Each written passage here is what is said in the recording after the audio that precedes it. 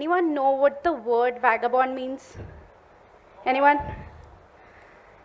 Well, I call myself a vagabond because of my love for traveling.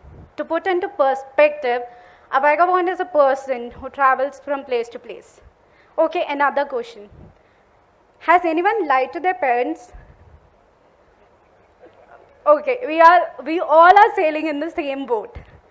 So, well, being a female solo traveler, like in 2014, when this concept was a rare sight for anyone, lying was the easiest option for me.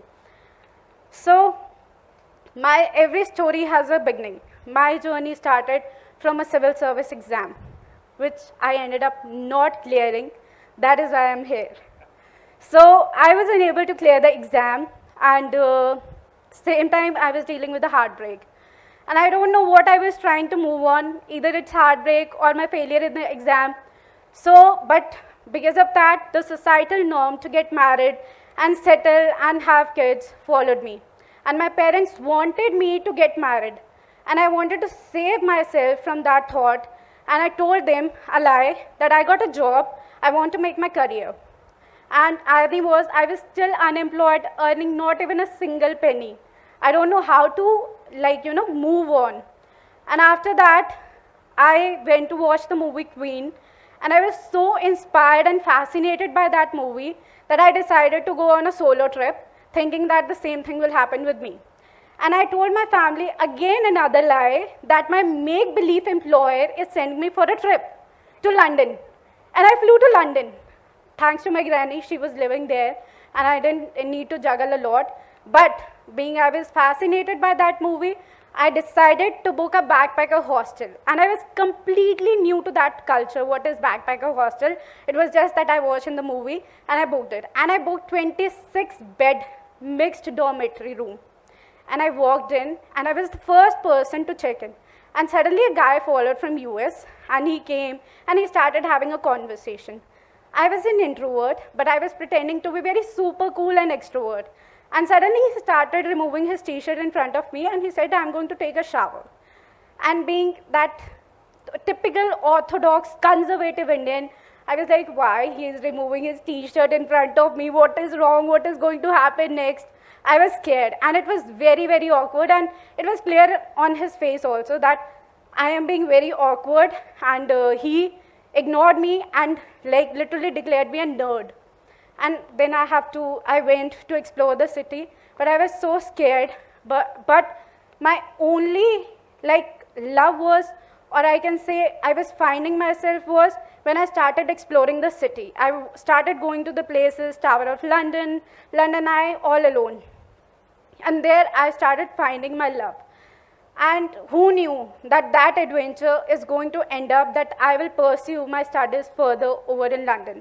And that 2 years in London changed my entire life. I came back and I decided that now in 2016 I came back, and I made a plan with my friend that we will fly to South India, and we will explore southern part of India.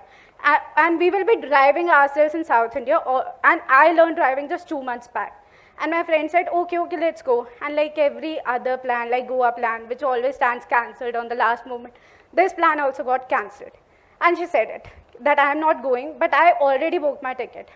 I asked myself one question. One question I asked, what would I do if I would have been brave?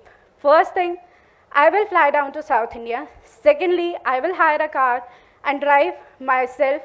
Thirdly, I will call the Discovery Channel and ask them to collaborate, and I will boast my travel tale to them. So, okay, first of all, this is not a story about some person who is, dead and drained in their work, and they want to quit their job and want to live life like there is no tomorrow. I was very happy being a lawyer. I used to love my profession, but travel was my passion. So I flew down to South India, I hired a car, I drove down, and I explored 3 states at the same time in 10 days. And when I came back, I got to know that the road I drove was the Hairpin Bend Road, which is very scary road. It's considered the scariest road, that is to Ooty. And I was so happy, and I was feeling that I'm such a good driver, but at the end I had to pay 10,000 rupees for the damages I did to the car. But this is how it is, I learned it. And after that, in 2017, gave another lie to my family that I have to go to Australia to explore the biodiversity of that country. The reason was I wanted to do skydiving. Again, Bollywood fanatic, I watched the movie Zindagi Na Milegi Dobara, and I wanted to do skydiving, and I went to Australia from Sydney. I went to Gold Coast, and I did skydiving. Oh my God, that skydiving thing was like the free fall, and the experience it gave me was like unmatchable, incredible. And I realized that this is what it is. I am not going to look back. All my aim was to earn, but as you know, that being a solo female traveler, no one was supporting me. My character was back and then assassinated. Even my female friends used to mock at me, and they used to call like at my back that, oh my God, she travels all alone, and she hangs out with guys. So now and then, every time I used to listen to it, I used to I can say it used to burn me inside, but still I never felt demotivated. I still traveled because that was the thing which was giving me passion. So when I was very comfortable with the art of solo traveling, I decided to embark a journey of covering 29 states in 39 days, all alone, driving myself in India. I don't know how that thought came in. I just wanted to do it. And when I told my parents, this time I told my parents truth. And what happened? They just told me, they abandoned me for 3-4 weeks, and they were like, we are not going to talk to you, what rubbish you are saying, because I wanted to prove that India is safe for solo female traveling. And when they were asked me that why, how can you say it? There are so many rape cases happening. So I, being a victim of child sexual abuse, when I was just 3 or 4 years old, and I realized that I was not traveling. I was sitting at my house, but still I got abused. There was harassment happening. Is why the country has to be stigmatized, why the place has to be stigmatized. That is what I wanted to prove. So they were like, no one is going to listen to it. I was like, it's okay, I don't care. And I started my journey, and again the backlash happened, and I was at the verge of quitting. So somehow I met some person, I don't even know that person. I told him about what I'm doing. He informed the BBC World Service about it, and I got an email from BBC World Service that they want to feature my story. And I was like, this is a scam. This is not going to happen. But little did I know was that was real. I got featured by BBC World Service. The hashtag 29 states, 39 days went viral, and I don't know how I was not even able to process my emotions that should I be feeling happy. I called my family that I'm being featured by BBC. So they're like, it's okay. You better come back. This is a stupidity you are doing. Okay, I was understanding. But then when I came back in 2000, after that, I started my social media, my Instagram channel, and people started loving my content, and they started following me up, and all they wanted was, they wanted to explore and travel to the places like I was traveling. But suddenly I realized that when they are going, somehow there is an environmental damage also.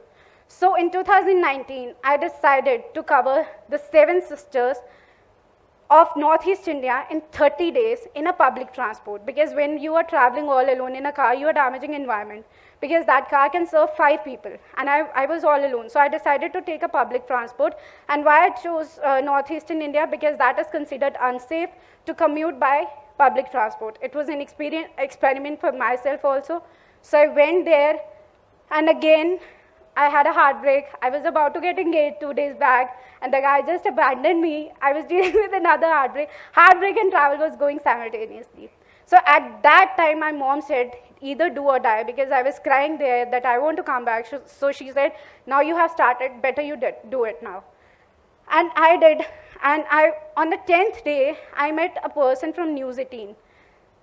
The CM of Assam was in Majuli. Majuli Island is the largest river island of the world, and he asked me that he wants me to meet the CM. And when I met the CM of Assam at that time, he appreciated for what I'm doing.